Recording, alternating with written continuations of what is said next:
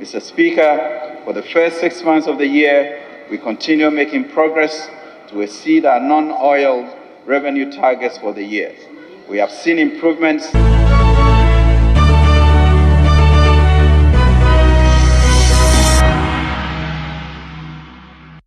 Hello and welcome to yet another exciting edition of BizTech on GhanaWeb TV with me, Mauli Aholimega, and we are live in Parliament where the Finance Minister, Ken Ofori-Atta, will be delivering the 2023 mid-year budget review before lawmakers in the House, and we'll also be bringing you reactions from both the minority and the majority side of Parliament, and they'll be giving us their varied views and sentiments following the budget presentation before lawmakers.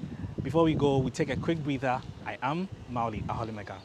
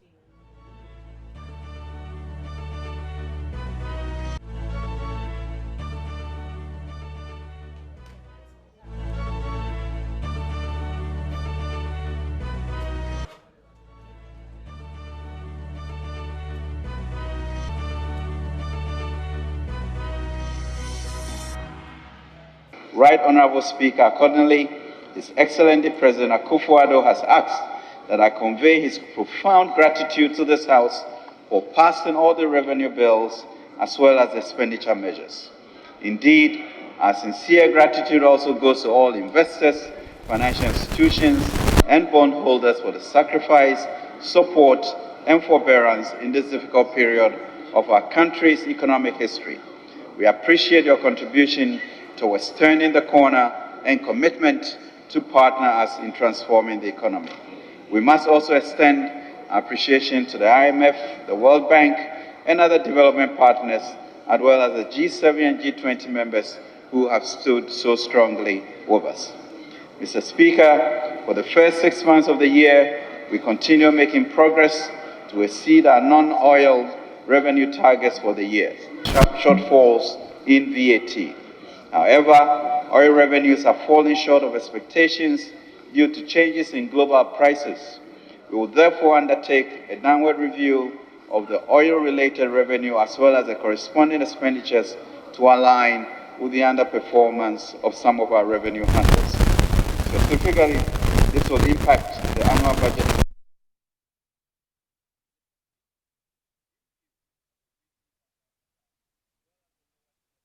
payment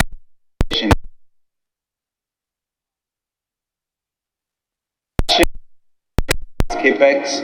The appropriation has been revised from Ghana cedis 227.7 billion as presented and approved in November 2022 to 206.0 billion Ghana cedis. This is in line with Regulation 24, Sub-Regulation 3 of Public Financial Management Act Regulation 2019 LI 2378. Mr. Speaker, we will therefore not require a supplementary budget. Mr. Speaker, government is, however, committed to pursuing a robust growth strategy within the limited fiscal space and our fiscal consolidation program. This will be done by attracting domestic and foreign private sector investment and expanding production, which will be encouraged and stimulated by government policies and agencies. Mr. Speaker, these outturns are the results of focused implementation of all the measures we presented in the 2023 budget and the positive sentiments arising from the progress of the IMF program, which I will now discuss. Mr. Speaker, towards addressing the macro-fiscal challenges the economy faced in 2022, government engaged the IMF to support the implementation of our PCPEG program. On 17th May 2023, the Executive Board of the IMF approved a 36-month extended credit facility in an amount equivalent to SDR's $2.242 billion, approximately $3 billion. The program is anchored on government PCPEG and designed to restore macroeconomic stability and debt sustainability. It includes extensive reforms to strengthen resilience and lay the foundation for stronger and more inclusive growth. Mr. Speaker, the program has been designed to address the key issues facing the economy through the following key priority targeted interventions. Large and front-loaded fiscal consolidation to bring public finances back on a sustainable path. The program envisages a cumulative fiscal adjustment of 5.1 percentage points of GDP over the program period 2023 to 2026, with a fiscal effort of 3.8 percentage points in 2023 alone. The primary deficit on commitment basis will be reduced from 4.3% of GDP in 2022 to 0.5% in 2023. The fiscal consolidation will be executed by both mobilizing more domestic revenue and improving efficiency of spending. 2, to protect the vulnerable through enhancement of existing social protection programs, including the Livelihood Empowerment Against Poverty (LEAP), National Health Insurance Scheme, the Capitation Grant, and the School Feeding Program. The 2023 budget, for example, doubled the benefits under the LEAP program, as well as boosted the allocations to the School Feeding Program.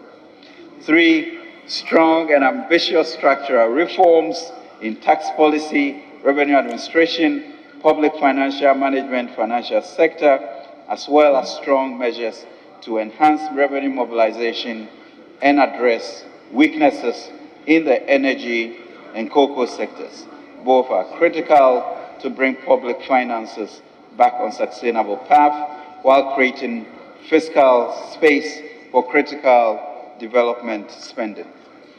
4, to bring inflation under control through prudent monetary policy, including appropriate monetary policy tightening and the elimination of monetary financing of the budget. Containing inflation pressures requires coordination between fiscal and monetary policies.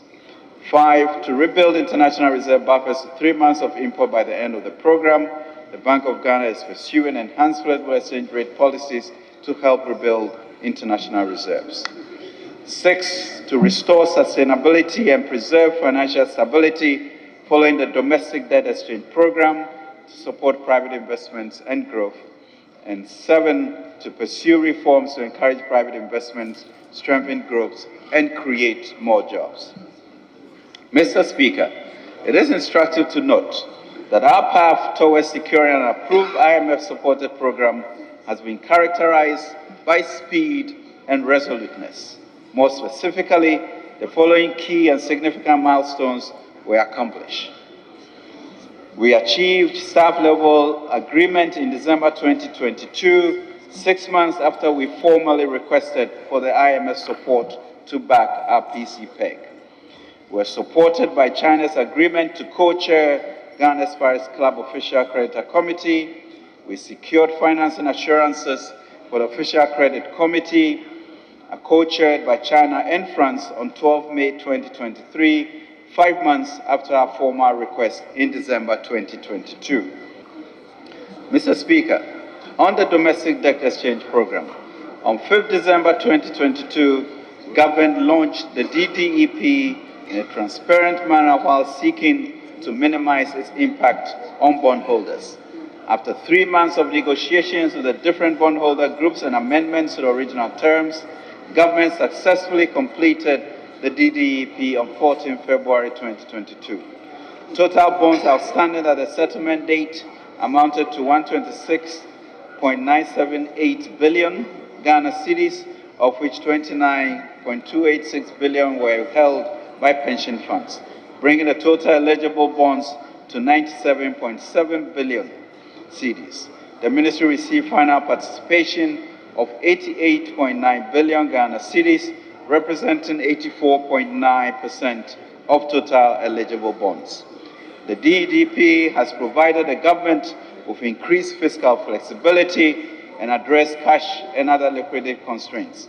Once again, we are grateful to all investors who participated in this exchange.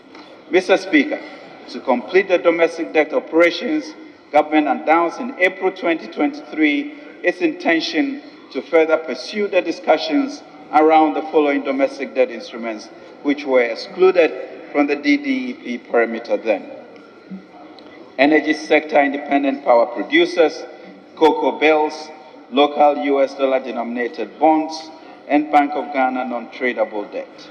Out of these remaining debt instruments, government launched debt operations for the cocoa bills and local US denominated bonds on 14 July 2023. The settlement date is today, Mr. Speaker, 31st July 2023, and we look forward to a successful operation. Mr. Speaker, although pension funds were exempted from the main DDEP, we continue to engage them. Mr. Speaker, we are also engaging with the IPPs on debt relief and financing arrangements to achieve both debt sustainability for Ghana and financial sustainability for the energy sector. As part of the restructuring projects for external debt, government requested the treatment of the bilateral debt under the G20 Common Framework beyond the Debt Service Suspension Initiative. Government also held a series of engagements with its bilateral creditors via the Paris Club to provide financing assurances to support Ghana's IMF ECF request. The Official Creditor Committee for Bilateral Creditors was established and co-chaired by China and France. The committee provided financing assurances on 12 May, as I stated, to support the IMF's board approval of Ghana's IMF ECF request on 17 May 2023. Mr. Speaker, government has also begun the process of negotiating with its commercial creditors, our Eurobond investors. 2 bondholder groups have been formed, comprising domestic and regional bondholders, as well as international bondholders. Government has already shared a set of data and scenarios to commence discussions. On the restructuring of Eurobonds, we expect to receive counter offers from the bondholders in the short term and envisage an agreement by year end. Mr. Speaker, to improve mobility and accessibility, as well as safety along major trunk roads, the following projects are at various stages of completion. Work on 31.2 kilometers Asim-Fosu-Asim-Praso portion of the National Trunk Road N8 was completed and commissioned in June 2023. Accra-Tema Beach Road, Lot 1 and Lot 2, 79 and 89% complete respectively. Construction of a 3-tier interchange at Nongwa Barrier is ongoing. Development works on the Kumasi Lake Road and drainage extension project 98% complete. Selected roads in Sekondi and Takoradi Phase 1 is a fifth of the way complete. Tema Flower Road 30%. In Saman Fanko 26%. Reconstruction of Bechimen Techimentia Akomaden Road 64% complete. Reconstruction of Aguna and Kota in Kwanta Takwa Road 34% complete. Phase 2 of Obechevili Lamte Circle Interchange and other ancillary works 86% complete. Construction of a 4-tier interchange at Swami in the Asanchi region to commence. Construction of 50 prefabricated bridges in all 16 regions and continued in 2023 are 86% complete. Design, fabrication, and delivery of 87 steel panel bridges is ongoing, with 45 bridges delivered. New bridge under construction at Trifupraso to separate vehicular traffic from the railway line is 93% complete. Government will embark on a community roads improvement program to increase productivity and facilitate the transportation of food crops. District assemblies will be given complementary equipment to ensure that their local roads are motorable throughout the year. Mr. Speaker, these notwithstanding, government remains committed to improving road infrastructure in line with the fiscal consolidation plan in the IMF-backed BizTech program and in partnership with the private sector. Mr. Speaker, the road sector's public-private partnership program for the financing, construction, and management of road infrastructure has 2 projects at different stages of preparation. Phase 1 of the Accra-Tema motorway extension project, 31.7 kilometers, involves the reconstruction of the motorway. The concession agreement and draft engineering, procurement, and construction agreement have been finalized and will be laid in this House. The development of Tema arterial roads will be structured on a PPP basis using the build, operate, and transfer model. The appraisal of the project is ongoing. Everyone needs the perfect snack to munch on during a fun moment. Wow. Enjoy the tasty McBerry Twist cupcakes, deliciously baked and packaged for a sweet treat. Premium quality cakes baked with love for all, enriched in butter and milk. Yummy.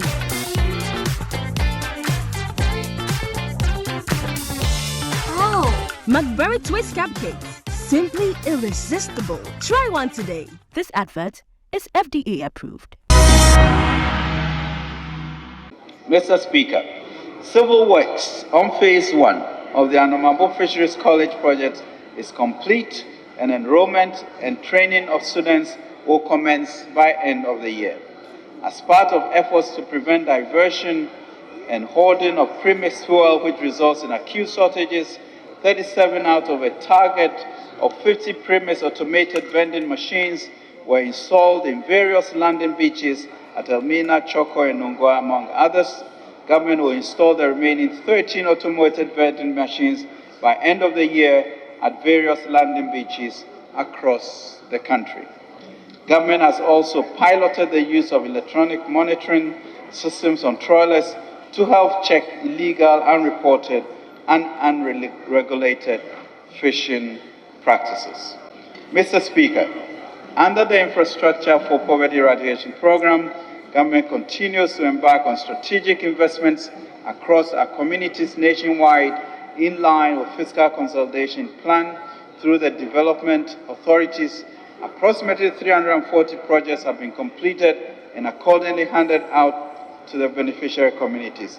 The remaining 297 projects are at different stages of development, of completion.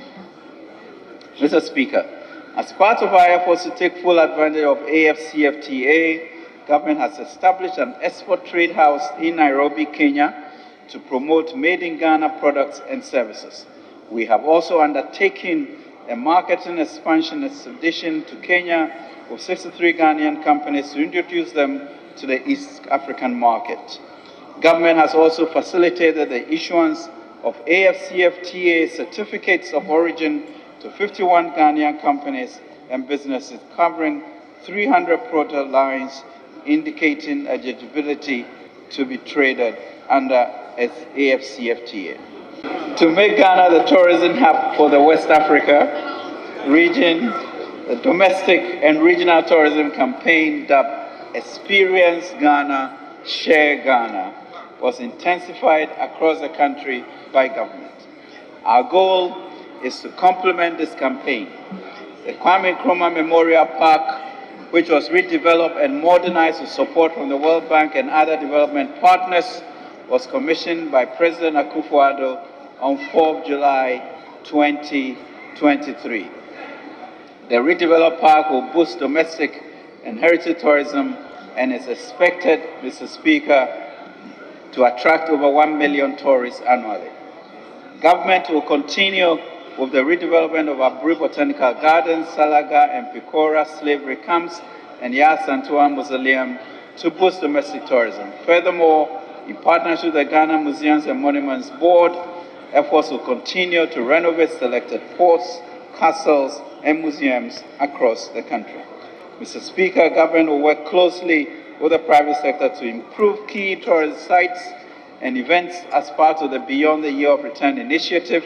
We have made considerable progress towards achieving 1.2 million visitors for 2023, with 150,000 jobs along the value chain, and 2 million foreign visitors, and 1.5 million in the domestic tourism by 2025. Mr. Speaker, all these developments, together with the need to align with the targets of the IMF-supported PC-PEC program, warrant a division to the macroeconomic framework. This was necessary because the framework was guided by the September 2022 data that underpinned the 2023 budget in November 2022. The revisions to the macro-fiscal framework generally seek to align the 2023 mid-year fiscal review with the IMF ECF-supported PC-PEC program. Mr. Speaker, key revisions to the macro-fiscal target for 2023 year include: 1. Overall real GDP growth rate of 1.5% down from 2.8%. Non-oil revenue GDP growth rate of 1.5% down from 3%. End period headline inflation of 31.3% from 18.9%. Primary balance on commitment basis of a deficit of 0.5% of GDP compared to a surplus of 0.7% of GDP, aligning with IMF-supported primary balances. Gross international reserves sufficient to cover at least 0.8 months of imports of goods and service by 2023. Mr. Speaker, revisions to GDP or projections. The overall real GDP growth for 2023 has been revised to 1.5% from 2.8%, and non-oil real GDP growth has also been revised to 1.5% from 3%. The downward revision in projected growth for 2023 is an indication of a broad slowdown in the three sectors of the economy as a result of factors such as the fiscal consolidation plan and difficult global conditions. Mr. Speaker, overall GDP growth is, however, projected to rebound to 2.8%, 4.7%, and 4.9% in 2024, 25, and 26, respectively. This is a result of implementation of growth-oriented and structural transformation strategies in the PC-PEC. We have, however, been charged in the PC-PEC to develop an enhanced growth strategy supported by crowding in of private, domestic, and foreign investment to further boost growth. We are confident of a private sector outlook to boost growth and jobs. Mr. Speaker, the 2023 revised fiscal framework is now fully aligned with the IMF program fiscal objectives in terms of primary balance, cash and commitment, revenue path, and the trajectory of primary expenditures. The drivers of the revisions to 2023 fiscal framework includes: I. Fiscal developments for January to June 2023 reflecting shortfalls in revenues and lower spending, increase in base pay on single spine salary structure of 30% compared to the assumed 20% for the 2023 budget, partial restoration of cap transfers to the NHIS and GET Fund, the impact of the completed DDEP on debt service costs as well as on revenue mobilization, IMF ECF program disbursement for 2023 of $1.2 billion and reflection of other catalytic financing, including the World Bank's US $530 million, a DPO of $300 million, and emergency projects of $233 million, and expected disbursement of $103 million from the AFDB. Revision in exchange rates, interest rates, crude oil prices, crude oil volumes, and GDP projections, and the need to align 2023 mid-year review to the approved IMF project-supported PC-PEC. These realignments, Mr. Speaker, in the 2023 fiscal framework results in a revised primary balance on commitment basis of a deficit of 0.5% of the revised GDP. This is an adjustment of 3.2% from the 3.5% of GDP, lower than the initial target of a surplus of 0.7% of GDP set in the 2023 budget. This aligns with the IMF-supported PEC fiscal consolidation plan. Mr. Speaker, at the time of presenting the 2023 budget, benchmark revenue crude oil prices was $88.5 per barrel, was used to project petroleum revenue for 2023 in line with provisions of the Petroleum Revenue Management Act. As amended, recent global economic developments had led to a decreased demand for crude oil. Therefore, first, let me say that it is wrong for our minister responsible for finance to say that he has successfully turned the corner. That can never be the case. In fact, according to Adongo, he's not even close to the corner. What he has successfully done, indeed, is that he has deepened the woes of the ordinary Ghanaian. I say this for a simple reason, because of certain factors that the statement has outlined. First, he has revised economic growth from 2.8% of GDP to 1.5% of GDP. This clearly shows that the economy is contracting and it is declining, and obviously it's going to affect jobs and the welfare of the ordinary Ghanaian. Remember that in the year 2022, the overall GDP growth was 2.2%. He announced it was 3.1%. He announced in the 2023 budget in November, when he appeared before us, that the economy is expected to grow at 2.8%. I had indicated to him that with all what is happening in the economy, there is no way Ghana's economy can grow at 2.8%. Today, and finally, the chicken has come home to be roasted. He has informed us that the economy is going down, and to the extent that GDP growth is going to be 1.5% by the end of the year 2023. Even this, I have my doubts. Because looking at all what is happening, if care is not taken, we will struggle to see economic growth at above 1%. As if that is not enough, our minister today informed us, and again in the 2023 budget that was read in November, he indicated that he's not going to borrow from the domestic market at all. Zero financing from the domestic market. Sadly, today he has informed us that he has gone ahead without parliamentary approval and have borrowed from the T-bill market an amount of 5.5 billion Ghana cedis. And as if that is not enough, he's going to borrow another 41.3 billion before the year ends. So colleagues, no wonder inflation is still going up and rising. No wonder that the central bank is busily increasing monetary policy rate. No wonder that lending rate is still going up. I wouldn't be surprised that at the end of the year, inflation will not make any headway. This is a gargantuan missed opportunity. Ghana had the opportunity to reduce lending rate downwards under 15%.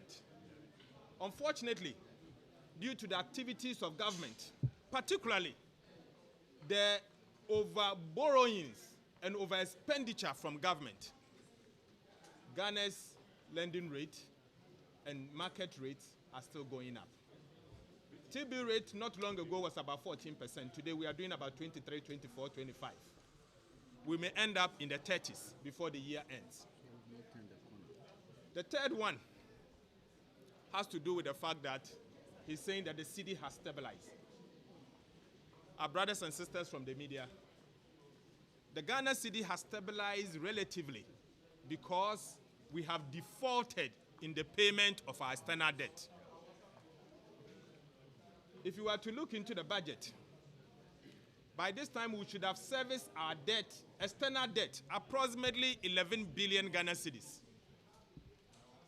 Because we have defaulted in servicing our debt owed to Eurobond lenders, China, Saudi Arabia, India, UK, Japan, France, Czech Republic, and many more countries. I don't know of Togo, but it could be that we owe them. But because we owe all these countries and because we have failed to service this debt, we have made some savings that is supporting our balance of payment. It is not because he has turned the corner. By the end of the year, as early as January 2024, we will start servicing this debt. And if we are to start servicing this debt, don't be surprised that our currency, the cedi, will start depreciating once again.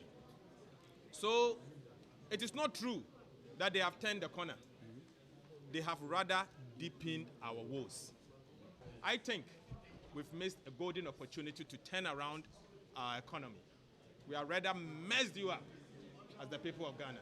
And this has been superintended by Mr. Strategist, the Vice President. Thank you very much. So we've been bringing you the Finance Minister's presentation of the 2023 Mid-Year Budget Review before Parliament, where he's been providing some updates to the House.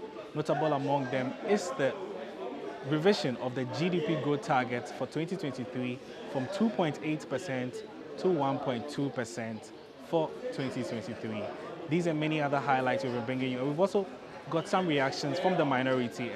However, the majority side of the House did not speak as at the time of filing this report. Before we go, don't forget to log on to our website, www.ghanaweb.com. Don't forget to follow us on all our social media platforms, Facebook, Instagram, and Twitter @the GhanaWeb, and subscribe to our YouTube channel, GhanaWeb TV. I am Mauli Aholimega, and this has been this week's edition of BizTech on GhanaWeb TV. Many thanks for watching.